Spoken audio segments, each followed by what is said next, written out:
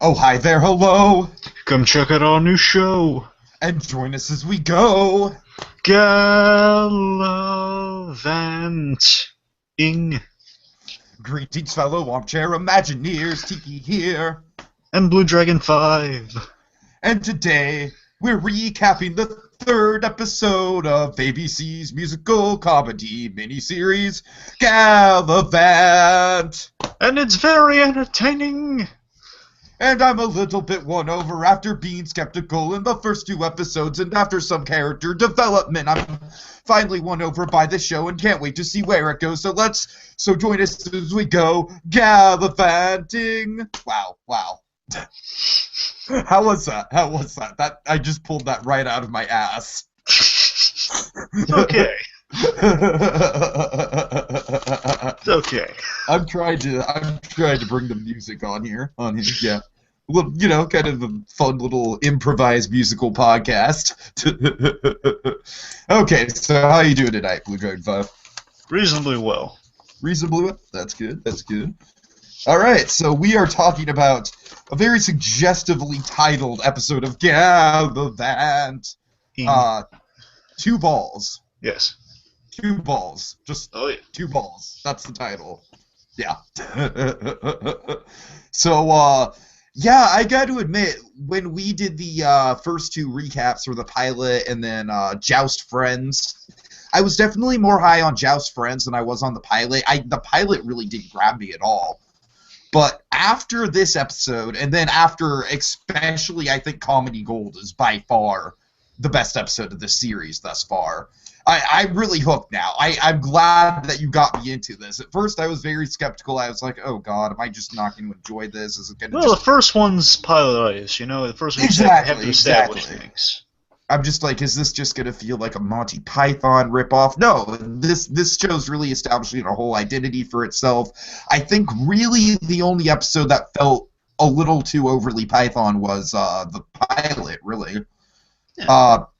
So yeah, indeed, I'm really into it now. I think that throughout these past two episodes, I think Two Balls obviously gave a lot of character development to Sid, who I think one of my problems with the first two episodes was I didn't really get a grasp of the Sid character too much. I didn't really think he had a lot of screen time, so that problem solved. I like him a lot more now. I think he's well developed now. Isabella kind of got a lot of development in Comedy Gold, but we'll get to that. So overall, after these first four episodes, kind of the halfway point, I definitely feel like all the wheels are in motion. I know where this is going. I know the characters, and I'm hooked. So yeah, so good for you, BlueDragonFive. Good for you for knowing my taste, even if it took a little while. Yeah. All right, so you want to get into it? Sure, let's get into it. Okay, so let's see. So pretty much our triumphant heroes. And by the way, singing recaps are awesome on this show, too. Oh, yeah. I think that you should know what happened on the show previously on Galavant. Yeah. They do a really good job with that. It's amazing. You and I, we struggle with this just on the fly. These guys they're expert. They did all the promos in song too for the other shows. Yeah, it's fun. It's amazing. Okay, anyway, so we start our heroes. They're they're on their journey, but they need to stop for a while. They're passing through town. Basically, they take on their journey to Valencia, not California, Valencia, the kingdom. They're I love that. They pass through stop for a while and pass through Sid's hometown. You know what would make me incredibly happy? What would make you incredibly happy, Tiki? If at some point they referenced a magical mountain in Valencia.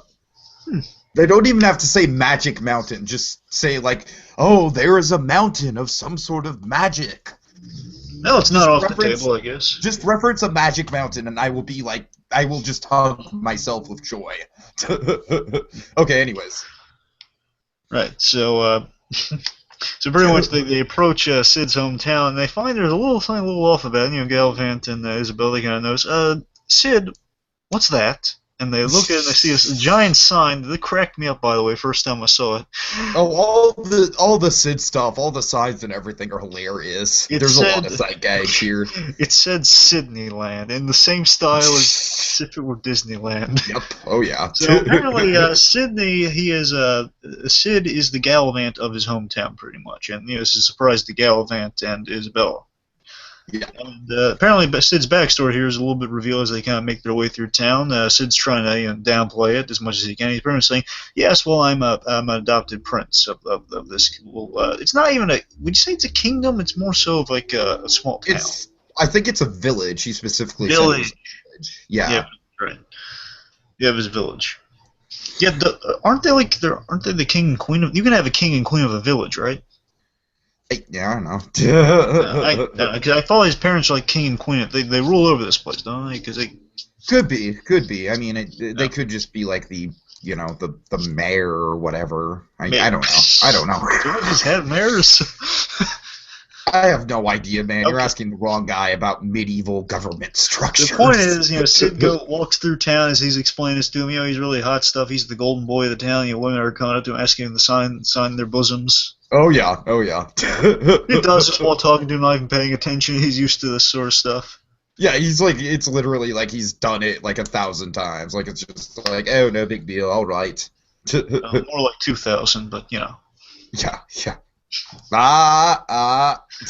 Anyway, so Sid very humbly is asking for help. If you guys can please just play along with this, so I don't want to upset my parents or the people of this place. Again, it's kind of like a misconception, but if you guys help me out, I'd be really appreciative. Obviously, Galavant has a little bit some reservations, like wait, what? And Isabella, she's like, oh, I'm all for. Basically, she's all for improvising because her town had a really strong improv group, apparently. Oh yeah, spontaneous, unscripted theater. Yeah. So she's all for it. She says, oh yeah, sure, it's all for improvising. She's all for this ruse. Right. And basically, then of course, Sid holding this off to his boss pretty much until the last second, as they happen upon the door of his parents. One more thing, they think you're my squire. Wait, what? Oh, Sid. Yeah, I like how Galavant's just like, what'd he say? And then instantly his parents just treat Galavant like total crap. Yes, because apparently, I love this dynamic. I never really considered this. Yeah, the squires they're the servants, so they're treated as such. Right. So I very much appreciated how, in this way, kind of putting Galavant in Sid's shoes, we really do learn a lot about the character, and kind of, it's basically like a role reversal, and I feel like it did a good job of, really establishing development with these two guys. I really love the development, because we're about to transition to our next scene here, I might as well mention it now. I really love the development, kind of, especially in this episode, the really well-edited kind of juxtaposed development of the king and Galavant. As I think, again, I think the crux of the show is showing both of their developments. Yeah, no, I agree. And again, hence our title here, again, Two Balls, because eventually it's going to devolve into two balls. Right. At the same time, the point is, so it's like Galavant. I love Galavant's little life lesson he learns in this episode, and the King's just his genuine human lesson he's learning. And speaking of which, let's get there. So Galavant, misconceptions, he's making dinner now, plucking the chickens himself, like he's never had to do. I just love how Sid's mother is just constantly just verbally berating him, just like, Squire! Yeah. What are you doing, Squire? Squire! Right here. Oh, God. Okay, so what's happening? What's happening with the king? Back in Valencia. Yeah, back in Valencia, and I'll burn this whole city down. Sorry. And the crops. Decemberist reference. But hey, this is a musical-based podcast, so I think it fits. So Richard is, let's see, so Richard is, I love this.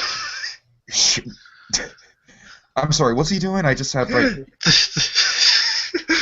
The King Richard, he's because he knows the wife warms up to the jester. He doesn't know quite why yet, but he knows that she likes the jester. So he's trying to connect to her, and he's basically trying to get why the jester's so funny. So what does the king do? He tries to give the jester some material. Right. And he's not funny yet. Point out, he's not funny yet the next episode. So it's a really dark humor. Oh yeah, oh yeah.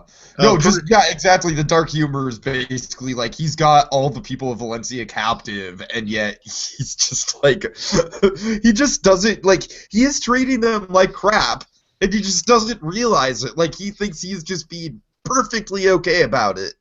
Yes, again, I love that he doesn't it's like it's not being malicious intentionally. Exactly. You know? Exactly. He thinks he's a nice guy. He thinks, oh yes, I'm just invading. It's fine. They're all fine. And I just love how, by the way, I love kind of the continuous visual set piece of like, the pretty much all the remaining residents of Valencia. They're just kind of just there in the castle pretty much all the time. Yeah, exactly, right. Yeah, pretty much. Like they're really close to it. I love the point. He gives them a bit. I forget exactly what the bit was. I think it was just pretty much like I killed a bunch of your people, pretty much. just blatantly dark stuff like that. Yeah. I know he makes a joke like that later on. I think it was here. I could be wrong. The point is, he just makes like a dark bit, and then Madeline's not impressed. He thinks it's funny, and anyway, so. I love this. This is a great callback to our previous episode. As he's talking to Madalena, sorry, I keep screwing up. Madalena, he's telling her pretty much like, oh, you and I were not a lost cause, as following up with the hilarious ending of our last episode. Pretty much saying, oh yes, even though you crushed my heart violently. Remember when you crushed my heart violently last time? And I cried for hours. Gareth had to console me. Isn't that right, Gareth? Yes, 8 hours of my life I'll never get back. Here's the king crying. Gareth's arms was cracking me up last episode. They call it back, and it was for 8 hours. Yeah, I can totally picture that. And I love how the king still says, I'm not giving up on us. I wish you would. He says, I'm not giving up on you. Again, it's so endearing for the king. He truly does want to make a marriage work. I think by the end of the 2 episodes, I definitely think that that Madalena comes around to being like the official villain of this show. Oh yeah, I'll agree with that. Yeah. Anyways, let's see. I love this. And the king just trying to kind of lighten things up. Again, he's a fun guy ish. He basically he's a fun genocidal maniac. Yes. Basically, he says, I love how this kind of references our previous scene. He says, hey, what do Valencians do for fun? And then the king and queen of Valencia, the former king and queen of Valencia, they come around. I'm sorry? I said they go to Magic Mountain. Sorry, couldn't resist. They echo their daughter's words. Oh yes, well we have essentially an improv group. We get a theater group. They go around. They make what was it, Tiki? It's a spontaneous, unscripted theater, which I thought was referring to what Isabella was doing with her kingdom, but I read my notes wrong, so I apologize. No, but I love how the king's reaction just like ooh. Well, remember, Tiki, her kingdom is this kingdom. Very true. Very true. Remember, she's trying to save these people. It's the same kingdom. Oh, so you're slipping up on my slipping up on slipping up. Wow, what? A lot of layers of me messing up. I'm a little lost. No, that's like an inception of me messing up, because it's me messing up something that I didn't get wrong in the first place, and then okay, moving on. Going down the rabbit hole. The point is, what if to do for fun? We do improv. We used to do improv around the old oak tree, like the fancy grandfather tree we had. But then you chopped it down. You made it into toothpicks. And the whole scene, by the way, the king had like a wooden toothpick. You can definitely tell was made from a tree this whole time, picking stuff from his teeth. Right. Then he just realizes, oh, right. Then I forget what brings us to this, but like the eunuch's there. He says, "Oh, you." He calls the eunuch there, and to ask. You remember now? He asked the eunuch, "What would you guys used to do for fun?" We had bowls, and then just him and Gareth. This cracks me. The king and Gareth crack up at that. Yeah. No, Gareth is definitely really coming into his own. Gareth's the Gilzine of the show. Oh, absolutely. Guys with G's in their names make awesome henchmen. Indeed. Anyway, so Gareth and the king have a grand laugh. Oh, you can't write this stuff. We had balls to the eunuch, and for those who don't know, eunuch means no genitals. At least no balls. Yeah. Anyway, so hey, it is no genitals. I'm pretty sure it's no genitals, isn't it? I'm pretty sure, yeah. Yeah, because absolutely nothing. Anyway, so so after they realize the hilarity of that Gareth, you have absolutely no feeling down there. Nope. Gareth, go there and try him out, pretty much. Yeah, Kicks him. Oh, go test him, Gareth. Yep. Gareth goes over, kicks him, and my favorite line in the whole episode from Gareth is in this scene. I just loved it. Again, Vinnie Jones is great at delivery for these lines. Just he kicks him, nothing happens, and like he and the king are like, oh yeah, look at that, that's fun. And this Gareth says, yeah, it's really cool. It's really cool. I just love it. It's like such childlike sincerity. Like again, they're like kids running the kingdom. These two. It's like the young kid and his big, his like older brother-ish guard buddy. Right. Yeah, it's really cool. Really funny. Anyway, so then basically this is funny. The king's idea of doing a nice thing is still awfully malicious and evil. He says, "Everyone line up, give him a go, give it a go." They're all just lining up non-existent gonads. And pretty much, I love the framing of this. While that's happening off in the background, like the king talks to Madalena and pretty much says, "Oh, this we gotta throw these poor guys a ball. What do you say? It could be fun. Cheer them up. They're miserable here. What do you say?" He says, "Yes, I think I should work up a new routine with the jester. That's very good. I don't want you to leave your quarters until you come up with a really good routine." Oh dear. He says, "Oh well, we won't." They scurry off mischievously. There's a gag again. I tell you, Galavant, I like the show, but it's not entirely. There's some gags that don't really thrill me, and this is one of them. Okay. So pretty much the end outer scene here. I thought it was going to be much funnier, and actually it was. But the king says, basically noticing they're trying not to hurt the guy, so they're not kicking that hard. Oh, come on, be creative with it. And it looks like he's about to really rack him or something, like punch him or something. And then pretty much I don't quite get the way it's shot is a little sloppy too. Just like, does he tickle him? Because he says tickle, tickle, tickle. Yeah. However, it saves itself though, because even though I think it's a little, I was expecting like do something like horribly punch him or something. But what it's hilarious is after that though he says so sincerely to the guy's face, "Your loss is our gain." Kisses him on the forehead and then leaves. That's hilarious. Just him saying, "Your loss is our gain," with as much sincerity as he can muster. Yeah, and he's like, yeah, exactly. And he is like being very genuine about it. Mm-hmm. So hilarious. Okay, meanwhile, take us to the next scene. Okay, so we have the loving. I believe his parents are Jewish too, if I'm not mistaken. Yeah, so he's loving, classic loving Jewish parents. But I love again, like to call back to all the funny like Sid artwork throughout the episode. We have this like portrait of Sid. He looks like just this badass hero guy. Yeah. Oh god. So what happens? So we have Galavant sitting at the table with the other squire, and once again the mother. Squire! I don't even think she asked for anything, does she? Maybe not. She could just literally have yelled the word squire. It wouldn't surprise me. Oh god, and so Galavant, of course, he is not liking this situation. You can't blame him either. I mean, he yelled at him. But then Sid reveals, or I don't know who reveals what, but it gets revealed that Isabella is a princess. And then they assume you're getting married, and then like Isabel says, we're engaged. Mm-hmm. I just love the mother's reaction to the princess thing. Oh yeah. I love Galavant. I love Galavant's this little line of, "Oh, this just took a fun turn."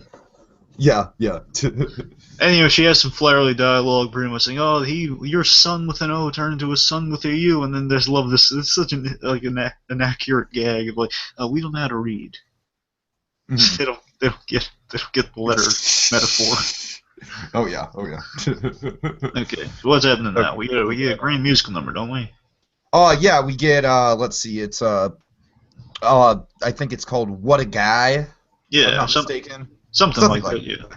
Something like that, yeah. Where it's just basically what a night. What a night. Oh, okay, that makes sense. Something. I think it's sketchy. yeah. So it's basically just the townspeople just praising Sid, kind of like, boosting him up, boosting up the whole, like, image around him. Very funny. Yeah. And all of the squads just know, oh boy, it's another music. When it's like another musical number, and Gal was like, wait, what? I really want more commentary on that. I really like that. Like, I love when the show does stuff like that. Like, just stuff like, oh yeah, these characters are in a musical, and musicals, like, people sing all the time, and it's just kind of, part of living in a musical. Yeah. Oh, they do in the next one, you get remember? very bored on that. Yeah. That's true. They do. Yeah. Okay, so let's see. Basically, like Galavant and the squires are not interested in this. I love Galavant just saying, like, they're asking if Galavant's part of the song. He says, no. And Yeah. No. I really like the actor who plays Galavant. He's good. I like that. Yeah. He is really endearing. Yeah. Okay, meanwhile, so after this grand song, which we're not doing justice, it's a good song. Check it out. Alan Menken and the other guy they both did Tangled. They're doing some good songs here. Absolutely, yeah, absolutely. I think the songs in these last two episodes were definitely better than the first two episode soundtracks. I definitely think it's kind of improving. However, You're Not the Worst Thing Ever was pretty good. Yeah, it was good, and the opening Galavant song was good, but I feel like these songs kind of stick out a little bit more for me. I feel like I don't know. Fair enough. Anyway, so let's see. So what's Galavant doing right now after the song? So he is he's kind of just seething over everything, and there's like this chess game, right? This chessboard. Well, no, it's Sid's figurine collection. Oh, okay. His doll collection is Galavant. Pretty much, he's examining his boyhood room and he's finding little things all around the place. Mm-hmm. Is this where we see the bar mitzvah poster? Yeah, I think so. Yeah, I'm pretty sure it's a bar mitzvah poster. Yeah, it's like the picture of him with all the, like, kind of like a high school yearbook, all signatures and stuff around, Right. And let's see. So basically, he's for legitimate reasons complaining, saying, "Oh, I can't deal with this anymore. This is ridiculous." And then Isabel comes in, pretty much saying, "Oh, you got pretty much kind of scolding him for his ego, like you have to be the center of attention." Like also, there's a really I forget what the lines around it are. She pretty much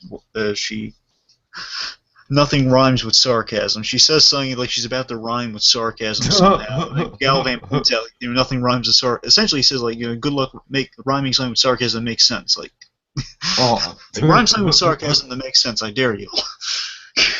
She got nothing. She has nothing.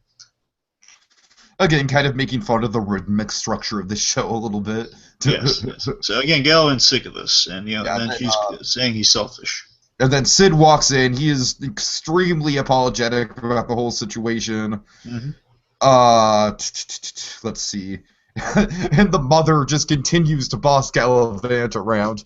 Squire! I don't even know what she asked. Basically, give him what it is in her next scene. Like she's asking them to get the table ready for the ball. And Squire, set the table for the ball. Come on, Squire. Squire. And also, I love that Isabel. She called Galavant, like he says, I'm here. We're here to do a mission. I'm here for the mission to save your kingdom. She says, oh, come on, you're here for your own interest. Saving the woman you love. Exactly, and of course, you and me have also talked about how that is kind of like a fool's errand at this point, and it's kind of like the tragic side of Galavant's story. And just not to talk about it too much, but they're probably going to build on it next episode. Definitely that I think they're handling. Well, actually, no, it relates to this episode. I think their live reveal.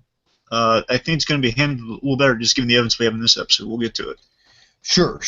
But anyway, what's happening? So Gareth and the King. Okay, let's see. So Gareth has a hilarious line here. Oh God. So yeah, they're just discussing Madalena and what to do, and what's Gareth's hilarious line? Go ahead. Pretty much says, the King's like all happy-go-lucky, saying, "Oh, I'm sure she's banging out a bunch of good ideas with the jester." And then Gareth has the winning line of the episode. If not, it's really cool. If not that, then it's this one. He says, "Oh, I'm sure she's banging out a thing or two." Yeah. Pretty much, I'm sure they're banging out a few things. Pretty much. Gareth knows. Oh yeah. Oh yeah. Anyway, so also this one of my favorite trios comes back. These two guys plus the chef, they come around for a really funny Very true. scene. This is a Very really funny true. scene to me. So the chef comes by and he points out, well, things gonna come back later that the Valencians are against eating meat and they really they really rely on the crops. The only issue is that you kind of burned all the crops when you came here, right?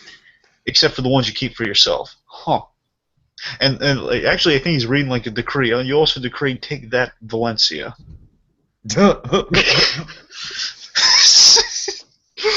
Oh, And he's again, like he's just like he just absolutely does not get that he's doing anything wrong. yeah, like he forgot that too. He's like an absent-minded king. He's like Dr. Draken, He's the Dr. Draken of kings in this show. I honestly feel like he's more like just a 10-year-old little kid who's just running around causing mischief, Yeah. Except obviously he's like destroying whole kingdoms in the process, but that's like the extent of how he feels about everything. And after he points out you have the remaining crops, oh yes, that's why I need the toothpaste. Get the little bits of carrot out of my teeth, right? And anyway, so this bit gets funnier. So he's asking Gareth now after he got the food situation. Okay, we'll put a pin in that. We'll deal with it later. Anyway, so Gareth, what do we got about the music? I just love the King party planning. I love that. So basically asked Gareth what to do with the musicians. Well, little bit of a situation. We kind of killed all the musicians, but don't worry, I have a solution. Uh-huh. And he brings in the what I call the executioner band. So basically, the execution. You the hooded guys that do the execution, and so even though theatrical elements like beat the drum and then slice the guy. Oh, this is just such a great idea that it's like what he wants to do. What he wants to do is just raise the spirits of the kingdom that he is essentially enslaved and imprisoned with an execution band. Yeah. And Gareth, this lovely Gareth came up with this solution. This is his best solution he can come up with. Anyway, so this scene's pretty funny. You like unmask the guy and they talk pretty much like, what do you got? And, he gives them a little demo like what they usually play. And it's the execution march. It's like 2 beats, like didum. I mostly just do 10 marches. Yeah, it's like didum, didum. It's pretty much like the same two beats over and over again. Like you right. Play tradition. Anyway, it's like also like a third beat like didum, didum, didum, dum.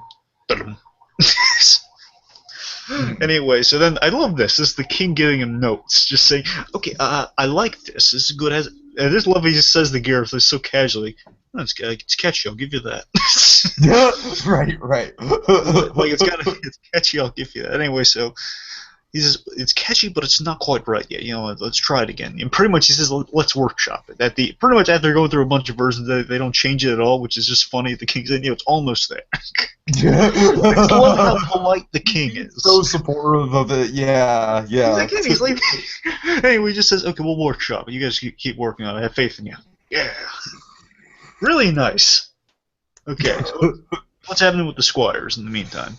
Okay, so meanwhile, oh god, so yeah, Gal, he's they're cleaning the silverware and stuff. Yeah, he's pitching the tables with the other squires, and this is a song, right, where they're all hating on the knights. Yeah, this scene might be my favorite scene in the episode. I mean, as much as I love the king stuff, I think it's the most important scene for Galavant.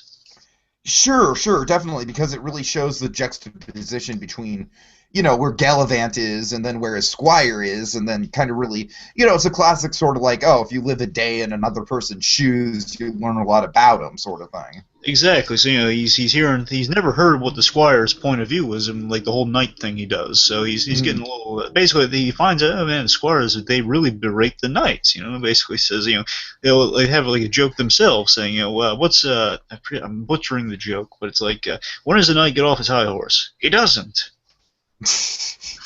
Yeah, because they never do.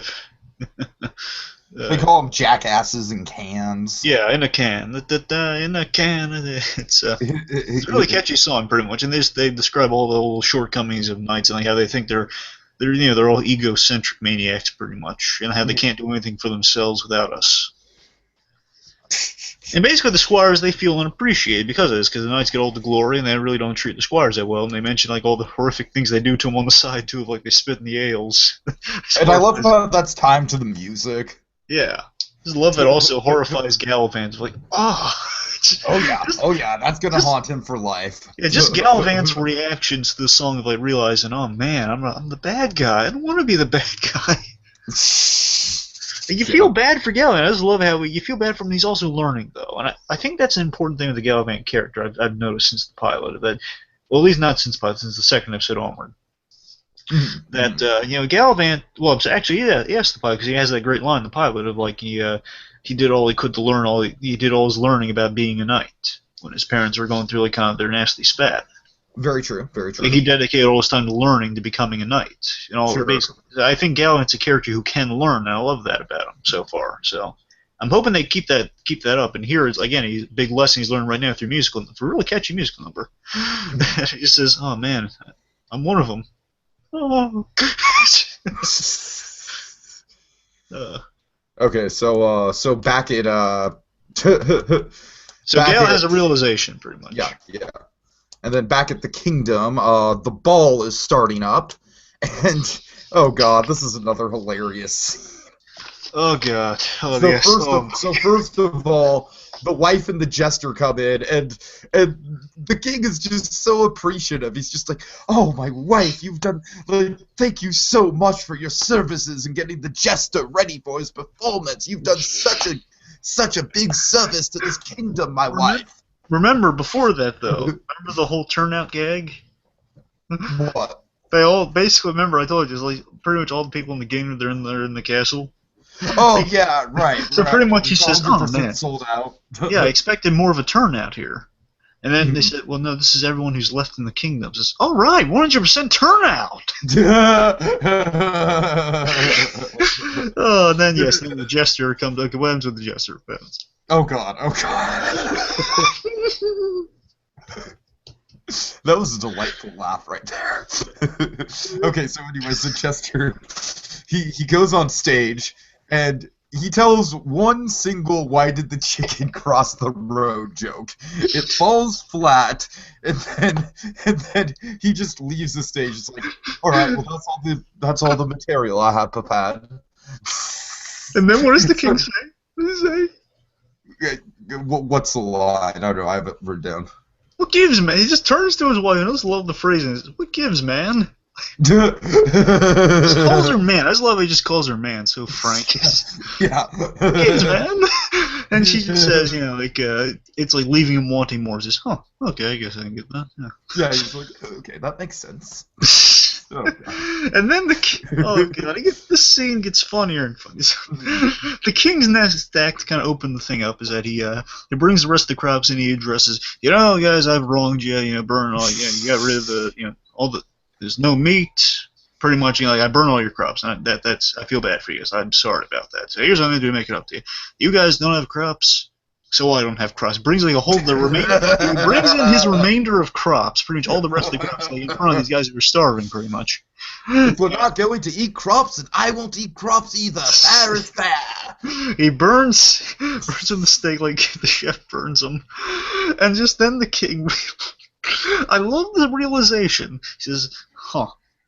Maybe." Like, basically burns him in solidarity and says, "Huh. In retrospect, that was probably a bad idea." Right. I just love that he tries, He tries. He literally burns and flames in front of him. Oh god. Okay. So and then he brings on the executioner band for their listening pleasure. They've improved. They have. A little bit, yeah. Oh, it's really catchy. It's like this whole "Face the Reaper" song. It's pretty neat. Dance until you die. Right. All right. So what's going on next? Meanwhile, we're at Sid's ball. Mm-hmm. And so yeah, Sid's parents are just continually praising him. I love this. You can look at the reaction on Sid's face here as they're praising him. You can see the guilt Sid feels, for lying to him and not being himself. And he wants to be himself so desperately, but he's not. And then Isabella comes up. She's like, oh, she says to Sid's mother, like, oh, I could have mistaken you for the princess if I didn't know any better. And then that just, like, you know, of course, the mother is just absolutely won over by that. Like, oh, she's a keeper, Sydney. Oh yeah, that's love. That's love. She knows how to butter people up. That Exactly. princess. Yeah. Also, yeah. So Galavant, after his period of realization, basically he realizes, I don't give Sid enough respect or credit for what he does, and I'm full of myself. I love this little quiet moment with Galavant here. He just realizes his little moment of introspection. He looks upon Sid and all happy-go-luckiness, what's all the good stuff happening to Sid right now. He realizes like kind of like a nod almost, so like, huh, he deserves this. He does. Mm-hmm. That's a really nice bit. It's a quiet bit with Galavant. I really love that bit. And also, as one realization happens, again, really great intercutting here. One realization happens at a ball. We go to the other ball, and with another realization. Exactly. It's a really nice. It's a really nice way to intercut these two characters. I think it's going to boil down to that throughout the series. I'm hoping for. And so the king, in a really, again, the music's playing a really nice way. He realizes, like, he's looking at these guys. They're still miserable, just putting on a front for the king, and he realizes, oh my God, they're miserable. You guys aren't having any fun, are you? yeah. He's just like so. Like, he's genuinely upset with this. The best... Okay, I forget. Yeah, the best bit of the episode is actually in this. I keep saying the best bit because I love a lot of the bits in this, but this one actually is the best bit of the episode in this, coming up. Oh, yeah. So, the point is, the king, a really good move on the king's part. He says, okay, give me your honest opinion here. Just sum it up like adjectives for me. Give me some adjectives. Your person says it blows, it's dark, it's terrible. Sucks, pretty much. They're not happy with it. Then he says, oh, yeah, go on, tell me, what do you think of me? Roast me. It's a great idea. Yeah. That's a great idea. Yeah, that's what these people want to do. They want to roast the king as he roasts their crops almost, Exactly. Yeah. Yeah, pretty much they're saying that you're an idiot, like the worst king ever. These days, yes, I am. You wear goofy tights. Yes, I do. Yeah, I can buy that. Oh, I am. Oh, you're so right. And he's playing to it, too. Like, he's prancing around the tights like, oh, yes, I look silly, don't I? Again, it's a really good idea. Really fun times happen. Then I think, at the same time, like the Madeline, she runs off with the jester at some point or something. And then the eunuch. The bit with the eunuch is the best part of the episode. So the eunuch says, and like he's so stupid he can't realize the blatant truth that the jester's fooling around with his wife. Then the room goes silent. The king realizes, she's gone. Then he puts it together, and then he just says, the king's his happy-go-lucky mood is dashed. Now he just says, party's over. Also, Gareth, kill the eunuch. Okay, I'm getting there. That's almost the best bit of the episode. The bit that follows it is the best bit. Just after the king just blatantly says that, which is awesome. Just we hear the funeral music go back to the original orchestration, like Doom, and just the eunuch has his Gareth ominously like terrifying. It's such dark humor. It's funny. He just walks over to him right behind him, and just the eunuch gives like a nod of like I understand. I'm the idiot. Yeah, I should have known better. It's like, put me in my misery. I'm stupid. It's a nod of acceptance. Like, I know it's coming. I know. I felt it. That's the best bit of the episode. Just that little nod of like, oh yeah. Like because the episode's called Two Balls, so you can try to find that image of just like him, like nodding of like, I screwed up. I'll see. See if you can. Okay, so meanwhile we have Galavant, and he talks to Sid, and let's see, what are they talking about? It's a really sweet scene. Galavant, he's smart, he's learned his lesson, he's kind of come around, now he's having a real good heart-to-heart moment with Sid here, saying, you know why I hired you, Sid? Because I hired you because you're honest, and that's really hard to find with all essentially the applicants. It's really hard to find someone who's true to themselves. So you didn't build yourself up to me at all. You said you wanted to be my squire, and I accepted that. And he says also that's what I like most about you. And he says like, don't ruin it. And also he says, look, I know being a squire's tough, and especially being my squire must be really tough. But you never complained or spit in my drink, right? You never spit in my drink, right? Right, you never did that, right? Now Sid says no. I love how unsure he is of that. I believe he's telling the truth when he says no, because he doesn't give like a little like double take or anything like oh, doesn't. Like, how would he know that? No, he didn't do that. So I assume he generally did. Like, what's this? That's insane. Who would do that? Right. So I'm preserving the magic of the scene with that. Anyway, so he says, you never complained out loud or anything. It basically says, look, Sid, because you've been there for me all these years. I'm here for you. But I should tell you, being honest, like the reason I hired you, pretty much, you should be proud of who you are, of what you are. Don't be ashamed, and that you're better than that. Essentially, is what he's saying. Mm-hmm. Then Isabel takes notice of this little moral lesson going on here, and she says, "Hey, well, you've basically saying you've come around." She says, "Well, I got off my high horse." Really nice callback. Oh yeah. And again, this is kind of I respect kind of the direction they went here with the lie reveal. So Sid walks over there. We don't hear what happens. Just Sid's talking to his parents. That's true. That's a good point. Yeah, I didn't really consider that. It gives me hope for the future lie reveal. So I'm saying if like they right on. The show took the audience took them seriously enough that they know. Look, you guys know what's going to happen, and eventually they're going to accept them no matter what. So we'd be wasting your time if we showed you like the whole emotions. I think they're going to respect us when they do eventually do the lie reveal. I think they are. I hope. Okay. So if anything, I think we're just going to have like an act break where he's sad, then he's going to perk up when we come back. That's what I think is going to happen. Mm-hmm. Anyway, so basically they ended on a gag. Pretty much, Isabel was drinking the thing. He says, I wouldn't drink that if I were. What is like my fifth one or whatever? She says, "This is my I'm one. Never mind." Yeah. Really funny. All right. So yeah, what did you? This overall. Yeah, overall, this was, like I said, I just think these episodes are getting better and better. I liked the second one better than the first one. I liked this better than the second one, and I liked the next episode better than this one. So it's good to see a show getting, getting better, and overall, I think this episode really went out of its way to kind of characterize Sid, make him a big part of the group, which I really felt like Sid was more of a background character that I didn't know too well in the first two episodes. I mean, he had bits to do, but he just wasn't like, I don't know, I just didn't really feel like he had much of an identity on the show, but now I feel like after this episode, I feel like it's a really good thing that episode 3 they devoted to him, because now we're kind of like, we got the main trio, we've got everything going down in the kingdom. It's a good time. Yeah, believe it or not, the first time I watched this, I wasn't completely sold on it. It really took a second watch to wrap my mind around. Because don't get me wrong, I had good stuff. Obviously, and the king stuff was always good. But the bit that is just, I think. Just kind of the whole parents story was like a little much, and the fact we didn't have a resolution. But rewatching, I realized, oh yeah, that's again, it's respect the audience, not to give an exact resolution, and also it's the Galavant learning his lesson was the big reason I really liked this episode, and that I guess really just it took a rewatch to really appreciate all the good stuff. I think that's something good to be said for it. Absolutely. And one last thing, just the king's story. I love how the end basically, so the king has gone through his revelation. We don't even know what he's going to do, which it makes me anticipate the next one more, and that's what we're doing right now. Anticipating. Oh, I know. Yeah. Okay. So I guess time to wrap up then? Yeah. Now that's as far we go. So join us all next show as we review and go. Galavant. Ing. That's really cool.